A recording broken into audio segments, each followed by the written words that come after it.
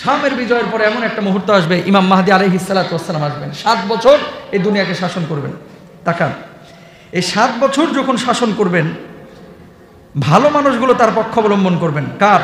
ইমাম মাহদী আলাইহিস সালাতু ওয়াস সালামের। দেখতে কেমন হবে? রাসূল আকরাম সাল্লাল্লাহু আলাইহি ওয়াসাল্লামের বংশের মানুষ হবেন তিনি। নাম কি হবে তার? যখন সুন্দর এবং কল্যাণের জন্য চরম দুর্দিন, সারা পৃথিবীর ব্যাপী দুর্নীতি অনাচার ছড়িয়ে পড়বে, ঠিক ওই মুহূর্তে ইমাম মাহদী আলাইহিস সালাতু ওয়াস সালামকে আল্লাহ তাআলা পাঠাবেন। হযরতে হাসান রাদিয়াল্লাহু তাআলা আনহুর বংশ থেকে আসবে। হাসানকে আল্লাহ রাসূল সাল্লাল্লাহু আলাইহি ওয়াসাল্লামের নাতি ফাতিমা যাহরা রাদিয়াল্লাহু তাআলা আনহা ছেলে, এই হাসান রাদিয়াল্লাহু তাআলা আনহুর বংশ থেকে আসবে হযরতে ইমাম মাহদী আলাইহিস সালাতু ওয়াস সালাম। আলহামদুলিল্লাহ বলেন। এখন তো কি বলবো ভাই, দাড়ি নাই, মোছ নাই, হেও ইমাম মাহদী দাবি করে বসে আছে। গাঞ্জা খায়, হেও ইমাম মাহদী দাবি করে। কথা বলেন না কেন? পাকিস্তানে একজন দাবি করছে, ওই কয়দিন পর পর ইরানের একজন করে, আবার কয়দিন পর আমাদের ঢাকার দোহারের নবাবগঞ্জের মানুষ ইমাম মাহদী দাবি করে। বেটা কোথায় শাম আর কোথায় দোহার? কথা বলেন না কেন? বাংলাদেশে কি ইমাম মাহদী আসা সম্ভব? সম্ভব না। কিন্তু আসবে শাম থেকে, ওই অঞ্চল থেকে। যে কেউ ইমাম মাহদী বললে বিশ্বাস করা যাবে না ভাই। প্রথমত তার জন্ম সূত্রটা হওয়া লাগবে হাসান রাদিয়াল্লাহু তাআলা আনহুর বংশ অনুযায়ী। 2 নম্বর, বাবার দিক থেকে হযরত হাসানের বংশধর হবেন, মায়ের দিক থেকে হযরত হুসাইন রাদিয়াল্লাহু তাআলা আনহুর বংশধর হবেন। মুখে কিছুটা জড়তা থাকবে ইমাম মাহদীর, জড়তা। চেহারা হবে খুব সুন্দর, চরিত্র মাধুরী রাসূল আকরাম সাল্লাল্লাহু আলাইহি ওয়াসাল্লামের মতো হবে। তিনি সুন্নতের পরিপূর্ণ অনুসরণকারী হবেন। এখন আমগো ওই ফেসবুক ইউটিউবে মাঝে মাঝে ইমাম মাহদী দাবি করে, বুঝছেন, মুখে মুছও নাই, দাড়িও নাই, বেডিগো মতো দেখা যায়। বুঝেন নাই কথা?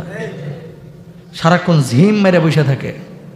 আল্লাহ জান্নাতে রাখছিল, না আমি জান্নাতে থাকবো না, দুনিয়াতেই যাব, চলে আসছে জোর করে, এরকম ভাবসাব। এগুলো ইমাম মাহদী না, এগুলো ভণ্ড ভণ্ড ভণ্ড। ঠিক বিশ্বাস করা যাবে?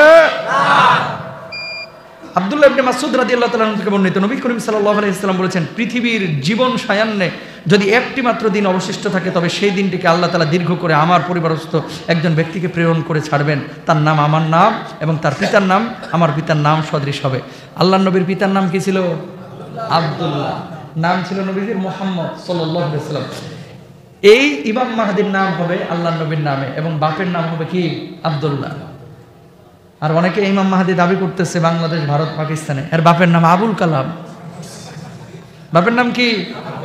আবুল কালাম। তারপরে দেখেন, দীর্ঘ আলোচনা, সময় কমের জন্য সংক্ষেপে বলি। রাজত্বকাল কত বছর হবে? ইমাম মাহদী আলাইহিস সালাতু ওয়াস সালাম কাবা তওয়াফ করবেন। কাবা তওয়াফের সময় কিছু মানুষ ওনার হাতে বায়াতের জন্য চেষ্টা করবেন যে আপনি ইমাম মাহদী, আপনার আলামতে বলতেছে, চেহারা সুরত, আখলাক, আচরণ, কথাবার্তা, কোনো সন্দেহ নাই যে আপনি ইমাম মাহদী, আপনার হাতে বায়াত হতে চায়। উনি মানে মানুষজন জোর করবে কিন্তু বায়াত দিতে চাইবেন না, মানে মানুষজনকে গ্রহণ করতে চাইবেন না, পরবর্তীতে গ্রহণ করবেন। সারা পৃথিবী যখন দুর্নীতিতে, কোরআনের বিপক্ষের শক্তি যখন মাথা চাড়া দিয়ে উঠবে, ঠিক ওই মুহূর্তে ইমাম মাহদী আলাইহিস সালাতু ওয়াস সালাম এসে উম্মতকে একত্রিত করবেন। যেদিকে যাবেন মেসাকার করে ফেলাবেন। জালেম বাতিল সেদিন লেজ গুঠায়া স্যাঁত করে পালাইবে। সেদিন ইমাম মাহদীর ওই দলটাই বিজয়ী হবে যারা তার পক্ষে থাকবে এবং তার হাতে বাইয়াত হবে। বলুন আল্লাহু আকবার। বলুন কয় বছর থাকবেন? 7 বছর। কয় বছর? 7 বছর পৃথিবীর নেতৃত্ব দিবেন। রাজত্বকালে বিশ্ব সুখ স্বাচ্ছন্দ্যে পূর্ণ হয়ে উঠবে। মজার বিষয় দেখেন, ইমাম মাহদী আলাইহিস সালাতু ওয়াস সালাম আসার পরে এত সম্পদ, এত সুখ, এত স্বাচ্ছন্দ্যে মানুষ থাকবে। ঈসা আলাইহিস সালাতু ওয়াস সালাম আসার পরে এক পর্যায়ে মানুষকে সম্পদ দেওয়া হবে। মানুষ যখন বুঝে যাবে যে কিয়ামত সন্নিকটে, বিলিয়ন বিলিয়ন টাকা একজন আরেকজনে দিয়ে দিবে, স্বর্ণ দিয়ে দিবে, নিতে চাইবে না। দৌড় বেটা টা দেখি উর্ম, কথা কয় না। বুঝতে পারছেন নি কথাটা? ইমাম মাহদী আলাইহিস সালাতু ওয়াস সালামের সময় থেকে শুরু সুখ, কোনো দুঃখ দুর্দশা কিচ্ছু নাই, মারামারি নাই, হানাহানি নাই, খালি সুখ আর সুখ। সব মানুষ বড় লোক হয়ে যাবে, টাকা পয়সার অভাব নাই। বন্ধু বন্ধুকে ডাক দেবে, দোস্ত গাড়িটা পড়ে আছে, একটু লয়ে জানা দোস্ত। কদর বেটা আমার কি গাড়ির অভাব আছে? কথা বুঝেন না? এরকম একটা ভাবসা হবে। স্বর্ণ দিবে, টাকা পয়সা দিবে, যে ভাই নিয়ে যা, রাখার জায়গা নাই, আর কত রাখবো? আর বেটা আমার গুলোই তো রাখতে পারতেছি না, তোরটা নিয়ে কি করবো? কোরবানির গোস্ত দিতে গেলে 5টা গরু কোরবানি দিছে, তুই ছাগলের গোস্ত নিয়ে এসেছিস এক পোয়া। কয় না এরকম? তা আমার বাড়িতে সম্পদ ঠাসা, তোর এই ইদ্র সম্পদ দিয়ে আমি করবো কি? তোর সম্পদ তুই নিয়ে যায়, এরকম অবস্থা হবে। আল্লাহু আকবার বলেন। প্রাচ্য থেকে আত্মপ্রকাশ করবেন, একা নয়, প্রাচ্যের একদল নিষ্ঠাবান মুজাহিদও তার সঙ্গে থাকবেন। মুসলিম বিশ্বে কখন আসবে, এই যে ইমাম মাহদী আসবে কখন, এটা নিয়ে কিন্তু অনেক কথা আছে। কেউ বলে 2032 সাল, 33 সাল, 34 সাল, 29 সাল, এই মিথ্যা কথা এগুলা।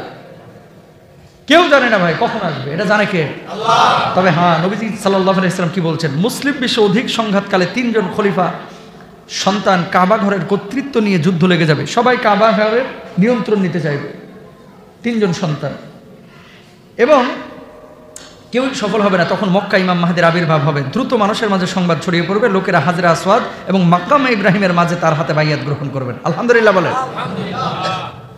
ইমাম মাহদী আলাইহিস সালাতু ওয়াস সালাম এভাবে আসবেন। আল্লামা ইবনে কাসির রাহিমাহুল্লাহ বলেন, ইমাম মাহদী রাদিয়াল্লাহু তাআলা আনহুকে প্রাচ্যের নিষ্ঠাবান একদল দলের মাধ্যমে শক্তিশালী করা হবে। তারা ইমাম মাহদীকে সহায়তা করবে, ইমাম মাহদীর রাজত্ব প্রতিষ্ঠা করবে। তাদের পতাকা কালো বর্ণের হবে, একটা গাম্ভীর্যের প্রতীক। কারণ নবী করিম সাল্লাল্লাহু আলাইহি সাল্লামের পতাকাও ছিল কালো, নাম ছিল উকাব। আল্লাহু আকবার। পতাকা হবে কি? কালো। হুজুর ছাত্রলীগের পতাকা কালো, কথা বুঝেন নাই?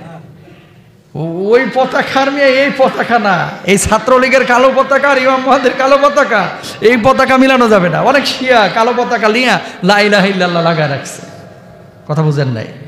কালো পতাকাটা কেন মুজাহিদরা ব্যবহার করে? এই কারণে সবাই চায় যে আমরা ওই দলের অন্তর্ভুক্ত হয়, কিন্তু তারাই যারা কোরআন সুন্নাহর পক্ষে আছে, যারা আল্লাহর জমিন আল্লাহর দ্বীনের পক্ষে আছে, তারাই এই পতাকাকে উড্ডীন করবে। আল্লাহু আকবার। ঈসা আলাইহিস সালাতু ওয়াস সালাম যখন আসবে, ওই মসজিদের মধ্যে নামবেন। কোন মসজিদ? উমাইয়া মসজিদ, এটাই যে দামিশকের পুরাতন মসজিদ।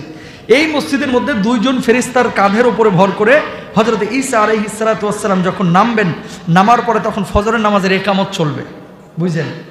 তো ইমাম মাহদী যখন আলাইহিস সালাতু ওয়াস সালাম 2 ফেরেশতার কাঁধের উপরে ভর করে চতুর্থ আসমান থেকে যখন নামছেন, চলছে কোন নামাজ? ফজরের।